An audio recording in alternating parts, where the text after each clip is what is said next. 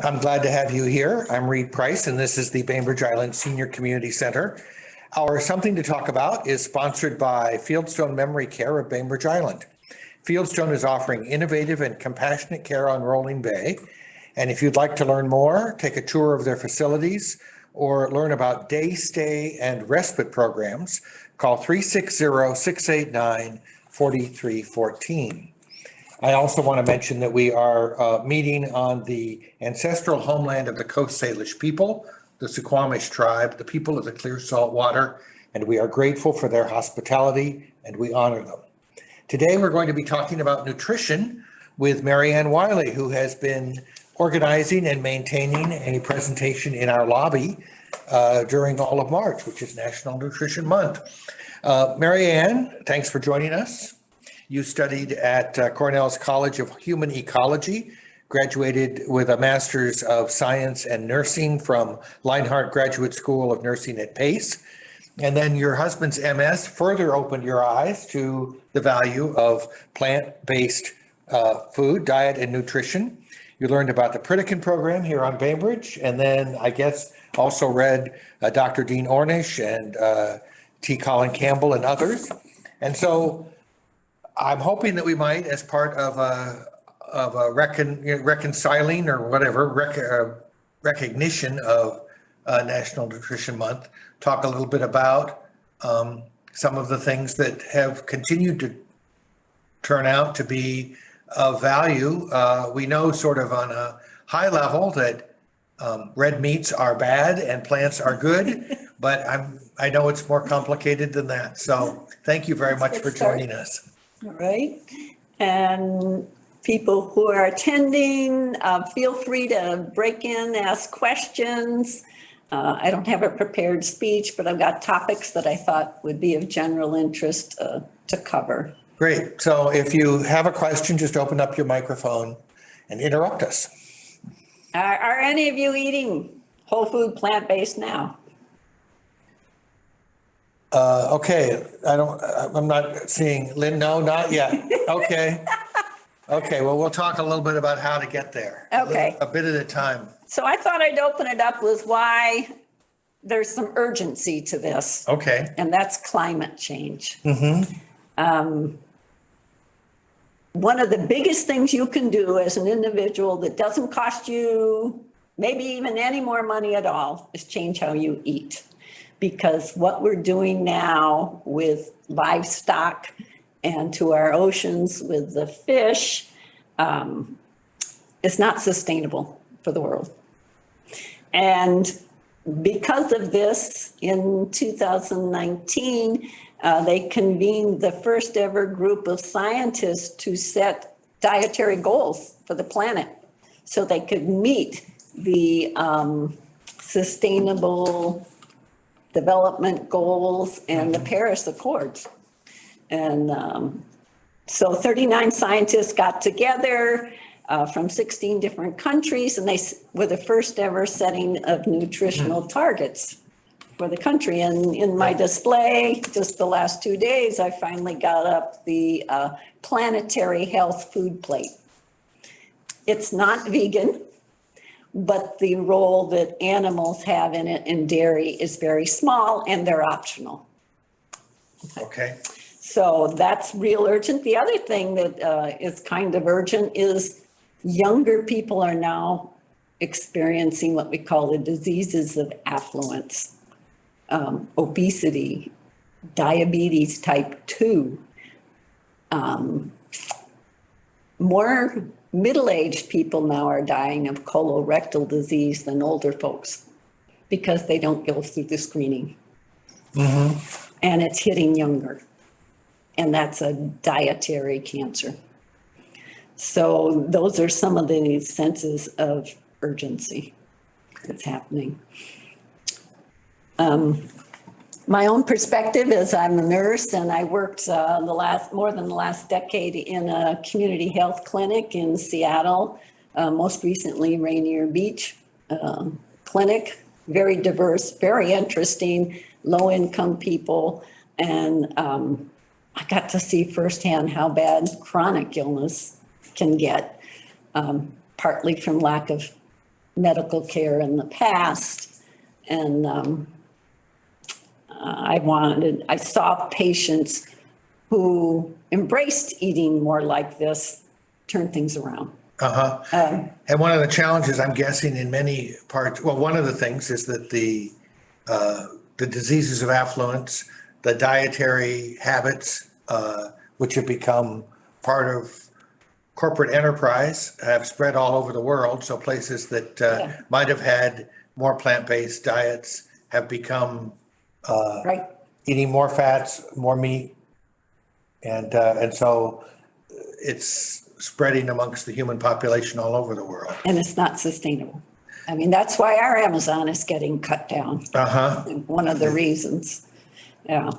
In those rich Saudi Arabian or countries in the oil coast there. Right. They have some of the highest diabetes rates going because they're eating well.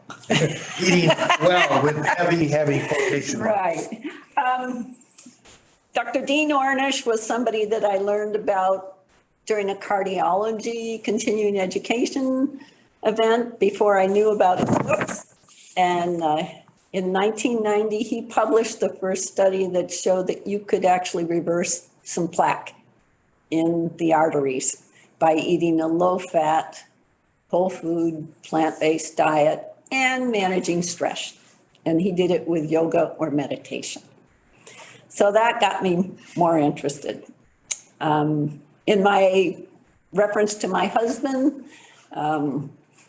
we found out on our honeymoon that he had symptoms of MS. There was no treatment then. He would have exacerbations spring and fall, and he got on the stick and did his own research, and he found out about Dr. Roy Swank from Oregon. I think it's called the Health Sciences University, and he was 90 or plus at the time he found out about him, but he had treated more than 1,000 MS patients, and his message was avoid saturated fats. So we bought the MS diet book that he'd written and got rid of the red meat then. And then when I took the Pritikin ladies group luncheon course here at Bainbridge, taught by the daughter of a couple that went to the Pritikin Institute in Santa Barbara early in its early years. That was 1979. I found out about how some people eat without any plant products, and they cut out oils and fats, and they cut out salt, and they cut out added sugars. It wasn't the tastiest of diets then. But we worked on it, and my husband felt even better. Let's get back to the general population though. Back to Dr. Ornish. His latest book, which has been displayed here, is called Undo It. And he found out that if you feed the body the right food, you reduce stress, you get some regular exercise, and you have some warm interpersonal connections, the four-pronged lifestyle approach, that your body can heal itself remarkably fast. So let's go through those four one more time. Okay, so it's, I think it's eat more, because on this kind of a diet, the calorie density is low. So you really have to eat more food, which is great if you love to eat like I do. Right. And stress less. So that was his yoga or meditation. And now any way you can de-stress, go for it. Exercise more, make it regular. Any way you like it. I heard his wife, who helped write the book, her name's Ann, say, I don't care whether you do it flat, sitting, standing up, or swimming. Just do it, whatever you'd like. And do something you Move your enjoy. body around. Move it regularly. And then the last one was connect with other people. Don't feel isolated. She quoted in the video that I was going to give to read here that Americans typically spend 5 hours a day on their tablets. Spend less time on your tablets, more connecting, like the senior center, for instance. Find a love connection. And those are the four-pronged lifestyle things that are part of what's now called lifestyle medicine. It's now a recognized specialty. And you're going to see more and more attention to this kind of nutrition because they raised over $200,000 to put nutrition questions on the medical board exams. Oh, that's great. happened So in our the last doctors few years. The doctors, will learn more about this. yeah, they typically didn't know very much, and that's why Dr. Michael Greger has written his books, because his grandmother at age 65 was given 2 years to live because of her cardiac disease. She was in a wheelchair. Her heart was so bad. And she was wealthy enough and connected enough that she heard about the Pritikin Institute, and she became one of its earliest persons to go there. It was $5,000 in the 1970s when it opened for a month's stay. It was Wow. like a nutrition, move your body spa. Right. Okay, but no added oils or fats or salts, and it wasn't vegan. They did have a few animal products in it. And she went in the wheelchair. She came out walking. And at the time she was 65, she lived to be 96, I believe. And Dr. Greger, when he was a kid, said, "What's the matter with her doctor? She's wealthy." She had all kinds of doctors. They had all kinds of heart disease and pills. And they told her, "We've exhausted what we know." Obviously, they didn't know about nutrition. So he went to college and he applied to med schools, got accepted at 19 med schools. He chose Tufts because it has a great nutrition graduate school there too. When he graduated, he became an infectious disease doctor and he wrote about pandemics. That was 20 Small some world. years ago. And then he got more interested in, he went to teach the med students about nutrition, and he did 1,000 speeches a year. He lost a wife in the process. But then he got funded by a philanthropist. And if you go away with one website to research when you have a nutrition question, it's called nutritionfacts.org. He has spent his career, since he quit being an infectious disease doctor, in reading peer-reviewed medical journal research on nutrition and then publicizing the findings. And first it was just to med schools and people invited him to talk. He was invited to talk for the Google employees about one of his blockbuster books called How Not to Die. And it covers the 15 chronic diseases and all the research he found by chapter on each disease, and what you can do nutritionally, specifically for each chronic disease. But a philanthropist thought, "You're doing good work. I will pay your full salary, and you can now do videos for the public." And he does almost daily videos. They're just short 5-minute things of what's current. And there's a lot changing in this world, isn't there?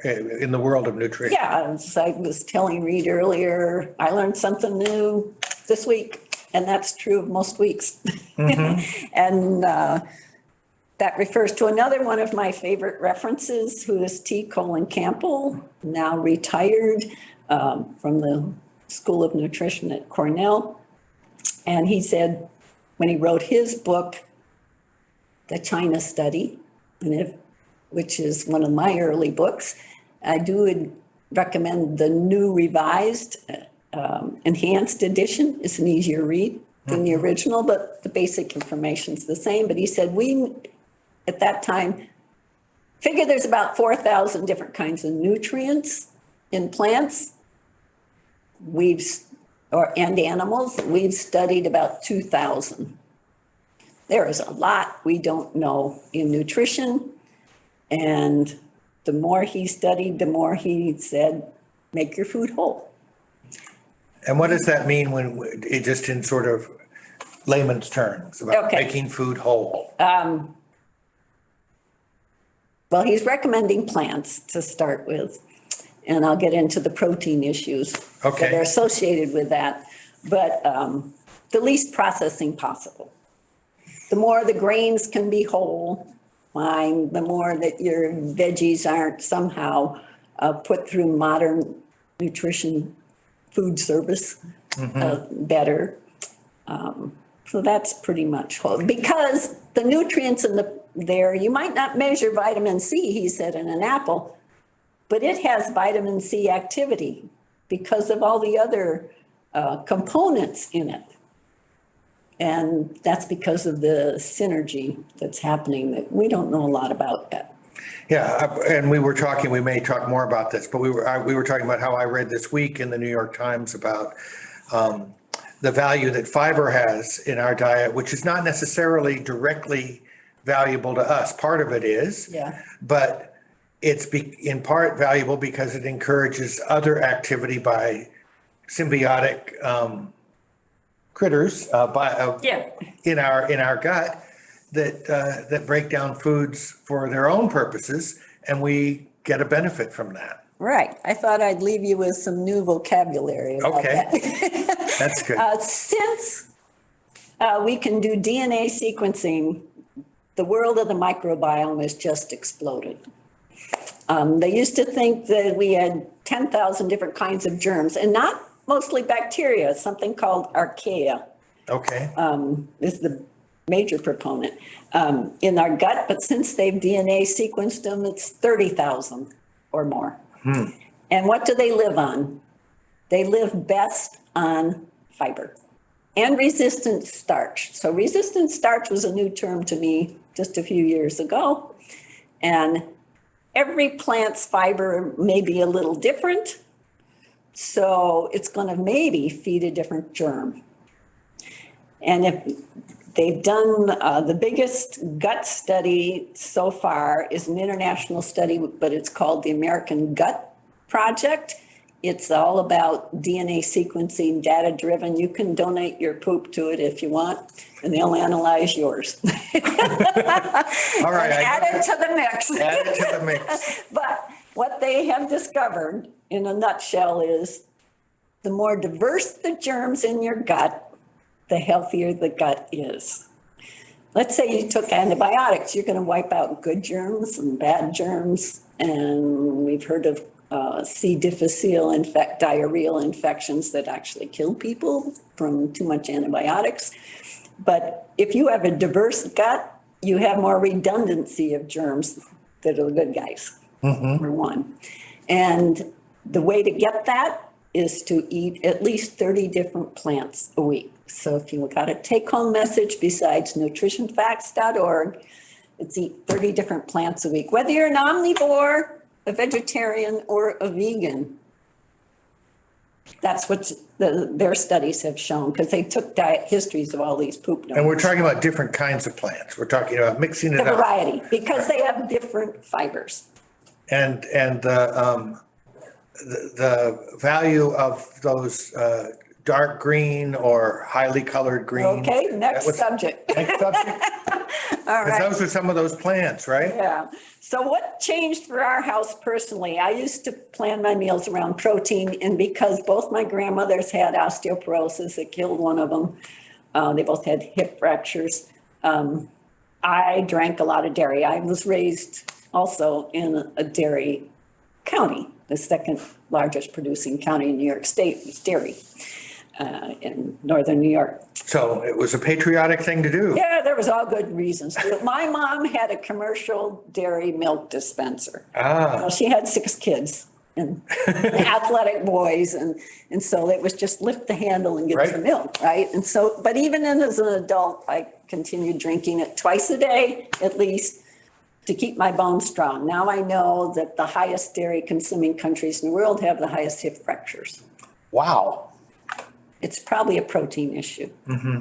because they tend to have more proteins in their diet, amino acids acidify, and calcium neutralizes to balance the pH. That's just one of the factors they think that's involved. And well, anyhow,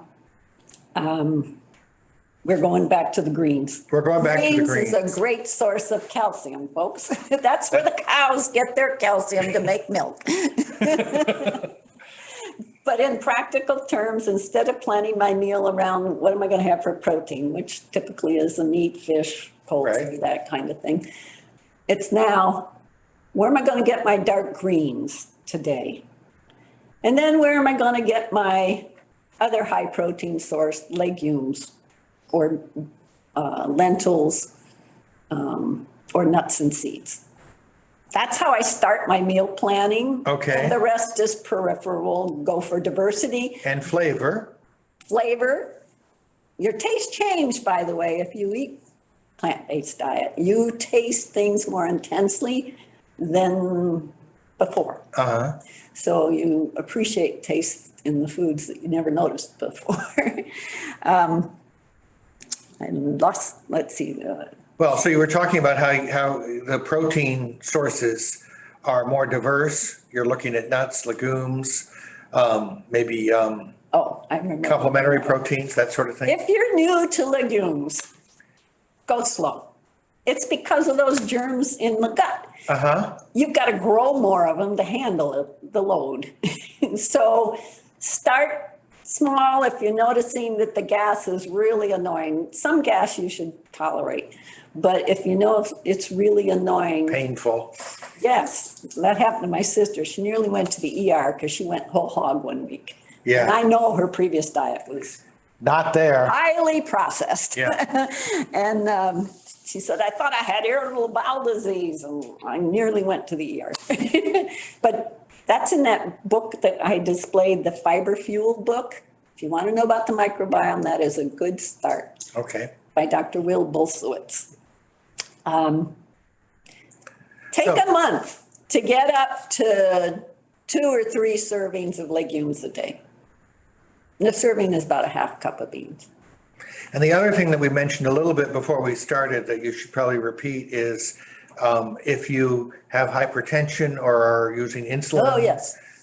Another caution about just jumping into a Right. new plant-based diet. So one thing, if you jump into this, make sure your doctor knows if you're on any medication, because especially for diabetics, it can affect your, and if it's a low-fat version, which is the strongest diet for affecting diabetes and cardiovascular diseases, you put the low-fat component in. But it can change your insulin requirements in days. And if you aren't adjusting, if you're on insulin or meds that work sort of like insulin lowering, you could go hypoglycemic very rapidly. It also works pretty rapidly on high blood pressure. So if you're on those meds, you, without a doctor helping you, could easily start feeling dizzy from hypotension. You know, when you stand up.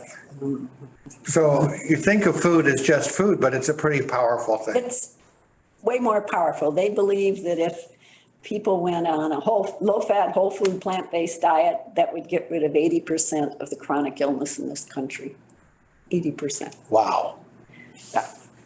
Now, when you talk about low fats, I have questions about, I've heard a lot about different kinds of oils, wanting to avoid some kinds of oils. Is it basically all of that, or when you're cooking, are there some oils that you use for cooking?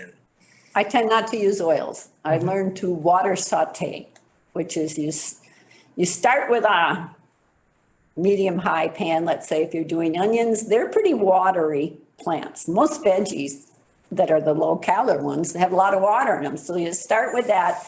And if you're starting to, it's a no-stick pan. Right. Or you could use one of those sprays. But did you know that they say no oil in those pan sprays and everything when they're totally oil? It's because the serving size is 1/4 of a second. spray. Oh. So. Or a third of it, yeah. or a So it's tenth. hardly anything then. So it's hardly, you got to do hardly anything if you go. So you might as well stick with the water. You're just. I think putting- Joan has a question. You're going to need to unmute yourself, Joan. Press the mute button and then ask away. Yeah. I wanted, okay, am I on? Yes. Is olive oil, well, then how do you take a napkin and just put a little olive oil on it and put it on? Yeah, I've done that. Would that be a good way to start this? Because years ago, I went on this Ornish thing and Uh-huh.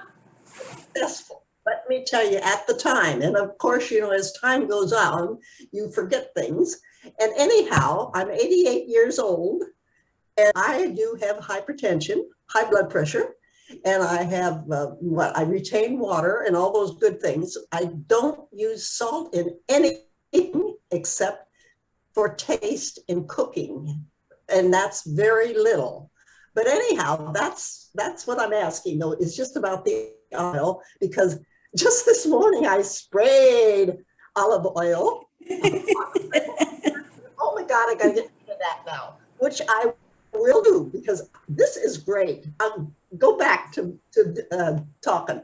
I'm finished for now. Okay. That's Okay. great. Thank you. Lynn, I have a question about the olive oil. I was told olive oil was good for you, so I make myself a bowl of oatmeal every morning. I pour a little bit of olive oil on the oatmeal and then eat it. Is that bad? yes, and I'll tell you, because they have shown in studies of the artery measuring nitric oxide production, which is what dilates arteries, and also helps keep the artery lining healed, can actually, when you've got a lot of it, stabilize plaques so you don't get heart attacks. That's Caldwell Esselstyn Jr.'s research and Dean Ornish's. That 2 hours after you eat olive oil, it shows up reducing your nitric oxide production. So it's And not, what does nitric oxide Okay. do? Okay, so nitric oxide is a gas that your body makes, and dark leafy greens are one of the best ways to get it.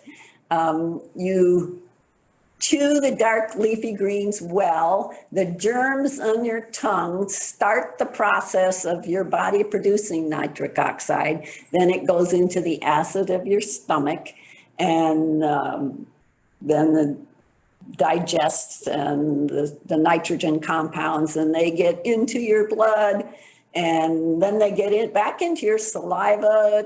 And it's complicated enough that I would refer you to Caldwell Esselstyn's video called The Magic of Nitric Oxide. It's only 20 minutes. You can talk an hour about the subject, but this one is a quick. so what you were saying was that one of the benefits of that gas is that it heals your blood vessels. Yes, when they first discovered that it dilated blood vessels, and then they realized that it was healing, they called it endothelial something factor. They got rid of that term after a while when they finally identified it was the gas nitric oxide. And by the way, that's what Viagra does for men.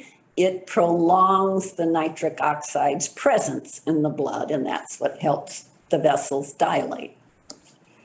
Well, there's a reason for leafy greens for guys, There right? is yes, and Esselstyn talks About about that. it quite a bit. Actually, I've seen a video with a urologist who talks even more about it. So that's one of the reasons for the leafy greens. The olive oil is recommended over other oils because it has probably the least of the saturated fat component.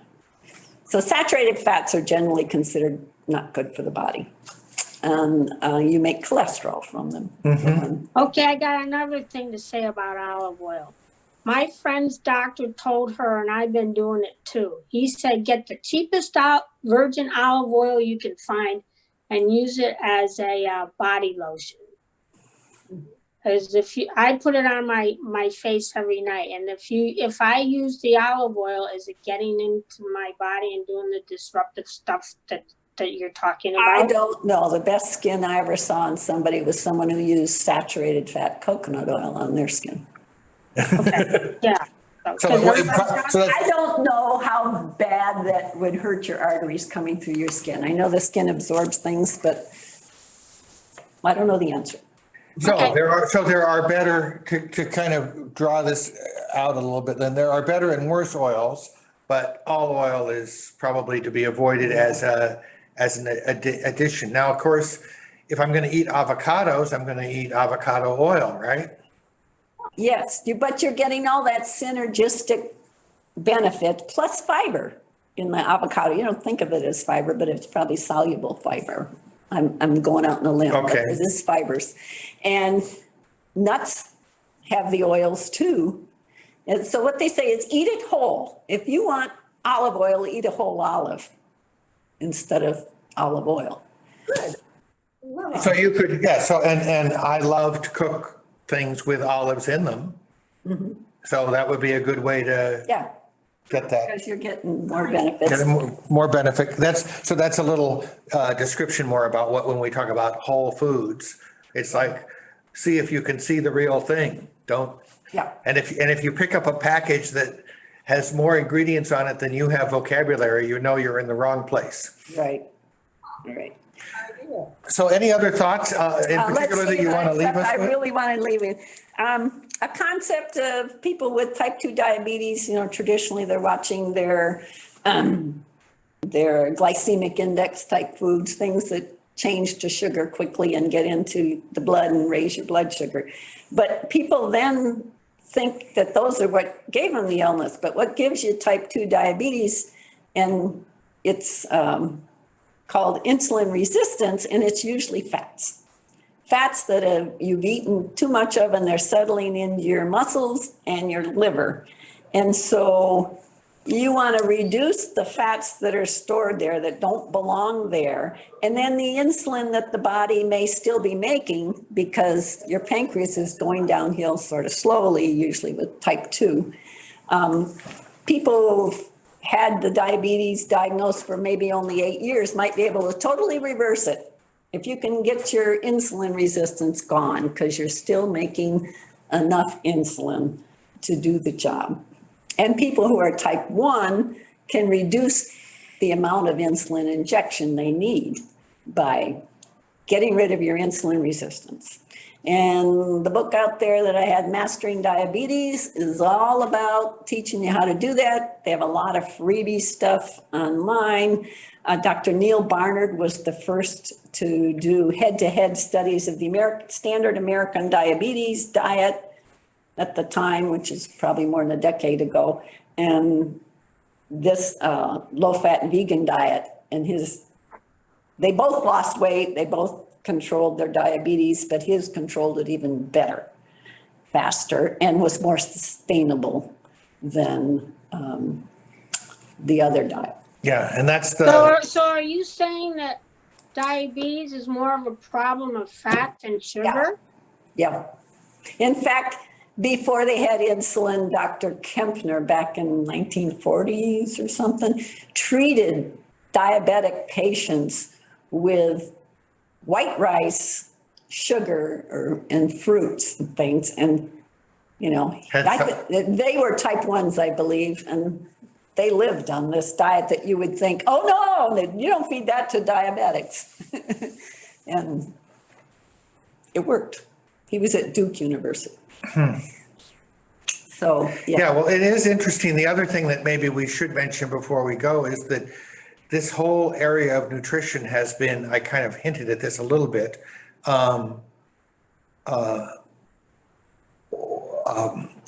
twisted or shifted by the fact that we have industries that are built up around the food world. And so Yeah. there are people who are telling us things about nutrition that have a sort of a vested financial interest in directing us towards certain kinds of foods. yeah, and so is our USDA. Its chief mission was to benefit the beef, poultry, and dairy industries. Yes. I believe So- that. And that's why we probably still have milk in our current guidelines and the Canadians don't. Question, what do you feel about white meat, chicken? Chicken and fish? Good way to get for women, it might be a good way to get a bladder infection. They've traced the DNA of the germs from the chicken, raw chicken that's brought into the house. Germs get around in the kitchen and the same germs show up in bladder infections. Chicken is better at causing probably less inflammation than red meat because it's not mammalian. Mammalian meats have this sialic acid called new 5-GC, and it tends to cause inflammation in humans. There's new 5-GA, I think, in poultry. This is something I just learned in the last few months, so I'm not real, but it has to do with inflammation producing. But chicken also has cholesterol in it and saturated fat in it. And And I you didn't did- cover protein. Well, okay, you want to say something more about So that? most Americans eat too much protein. 15 to 17% on average. Shoot for 10%. And you might not promote cancer growth. And then the other thing that we mentioned at the beginning here, Lynn, was the idea of climate change and the challenge of what it costs to raise all those chickens. And of course, the risk, we didn't touch on fish, another thing that has long been recommended as an alternative to red meat. But we're having difficulty with fish stock, keeping fish alive in the ocean and sharing pollution and depriving some of the other animals in the world like orcas of the fish they want. So although fish or chicken might be less injurious to our bodies than red meat, it's not without some cost. And the worst is processed meat, bacon, sausage. Joan, you wanted to say something? I just want to say, okay, so how do we get with what? Drinking nothing but juices? Start with nothing but juices? You know, Not juices. A little bit of juice if you want juice, like that's your best source of maybe vitamin C or something, a quarter cup or half cup and that's it. Because that is lacking its fiber.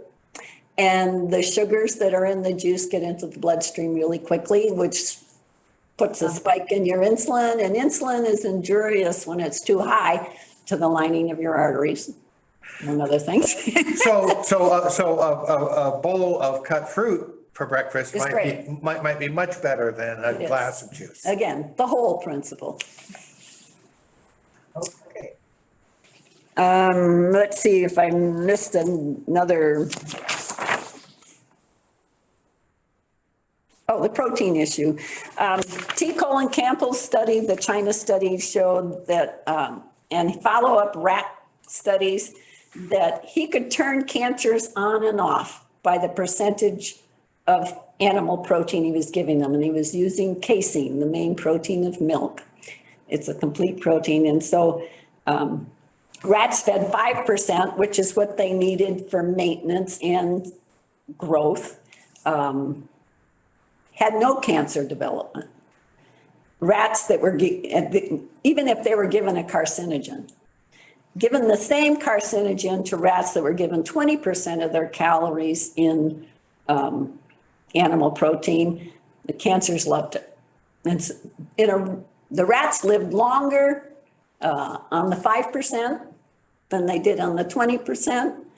And he actually is proposing the theory that animal proteins are carcinogens in our bodies. And he got Got some pushback for he that. got a lot of pushback, and he's written whole books about it.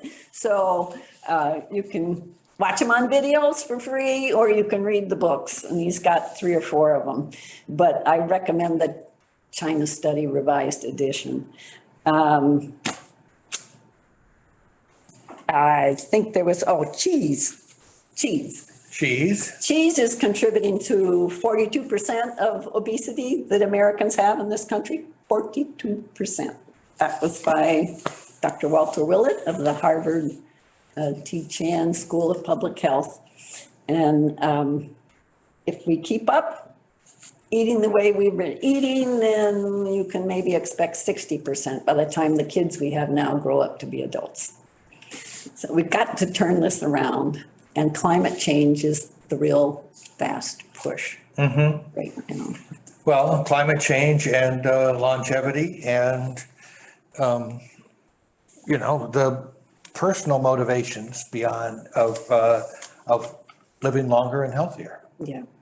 I was in the pre-diabetic range, and I thought, oh, I'm fine. Nobody in my family has diabetes. Well, that's just because I didn't know what was going on in my family. I didn't know my grandmother was diabetic. My sister became type 2 diabetic, my younger sister. And I guess I got the genes. Well, 50% of the world probably has the genes for diabetes. So if you've heard the term epigenetics, this kind of eating turns on the good genes, turns off the bad genes. You are not really a victim of your genes anymore. Thank you so much for spending the time with us and for putting together the presentation this month. It's been very great to have that, and I have seen lots of people browsing, so Oh, great. thank you very much. Yeah,